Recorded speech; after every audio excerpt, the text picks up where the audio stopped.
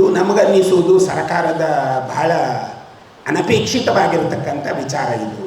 ಯಾಕೆ ಅಂತಂದರೆ ಇಲ್ಲಿಯ ನಾಯಕರಿಗೆ ಧರ್ಮ ಸಾಪೇಕ್ಷ ನಿರಪೇಕ್ಷ ಇದರ ಬಗ್ಗೆ ಅವರಿಗೆ ಅರಿವಿಲ್ಲ ಅಂತ ಅನ್ನಿಸ್ತದೆ. ಅವರ ಮನೆಯಲ್ಲೂ ಬಹುಶಃ ಅದನ್ನು ಅವರು ಆಚರಿಸ್ತಾರೆ ಇಲ್ವೋ ಗೊತ್ತಿಲ್ಲ. ನಮ್ಮಲ್ಲಿ ಭಗವದ್ಧ್ವಜಕ್ಕೆ ವಿಶೇಷವಾಗಿರ್ತಕ್ಕಂಥ ಗೌರವ ಇದೆ. ಅದು ಧರ್ಮದಂಡ ಅಂತ ಅರ್ಥಾತ್ ಧರ್ಮಧ್ವಜ.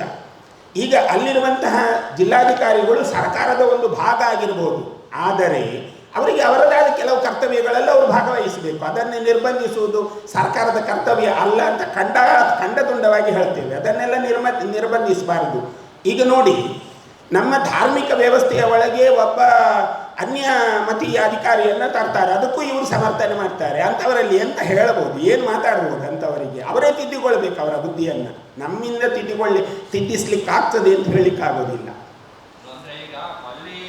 ಗಮನಕ್ಕೆ ಹಿಂದೊಮ್ಮೆ ಅನ್ಯಮತೀಯ ಜಿಲ್ಲಾಧಿಕಾರಿಗಳೊಬ್ಬರು ಬಂದಾಗ ಅವರು ಅವರ ಧಾರ್ಮಿಕ ಕೇಂದ್ರಕ್ಕೆ ಹೋಗ್ತಾರೆ. ಸರ್ಕಾರ ತಡೆಯುತ್ತೆ ಅದನ್ನು. ಈ ಹಿಂದೆ ತಡೆದಿದ್ದ ಸರ್ಕಾರ. ಈಗ ಯಾಕೆ ಈ ರೀತಿಯ ಅವಹೇಳನಗಳನ್ನು ಮಾಡಿ ಅವರ ಪದವಿಯ ಮೇಲೆ ಸುಮ್ಮನೆ ಇಲ್ಲದಿದ್ದರೆ ಕಪ್ಪು ಚುಕ್ಕೆ ಮಾಡಿ ಅವರನ್ನು ನೀವು ಅಧಿಕಾರಿಗಳಲ್ಲ ಅಂತ ಈ ತರಹ ಒತ್ತಿ ಹೆಬ್ಬೆಟ್ಟು ಮಾಡುವ ಅವಶ್ಯಕತೆ ಸರ್ಕಾರಕ್ಕೆ ಏನಿದೆ? ಯಾಕೆ ಬೇಕು? ಅಲ್ಲಿ ಪರ್ಯಾಯ ಅದ್ದೂರಿಯಾಗಿ ನಡೆದಿದೆ, ಎಲ್ಲೂ ಸಮಸ್ಯೆಗಳಿಲ್ಲ.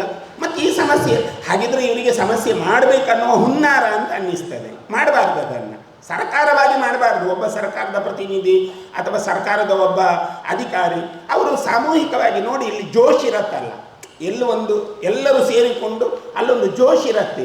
ಅಧಿಕಾರಿಗಳೇ ಹಿಂದಿನ ಕಮಿಷನರೇ ನೃತ್ಯಕ್ಕೊಂದು ಹೆಜ್ಜೆ ಹಾಕಿದ್ದಾರೆ, ಅದನ್ನೆಲ್ಲ ಯಾಕೆ ಇವರು ತಪ್ಪು ಅಂತ ಭಾವಿಸುವುದು?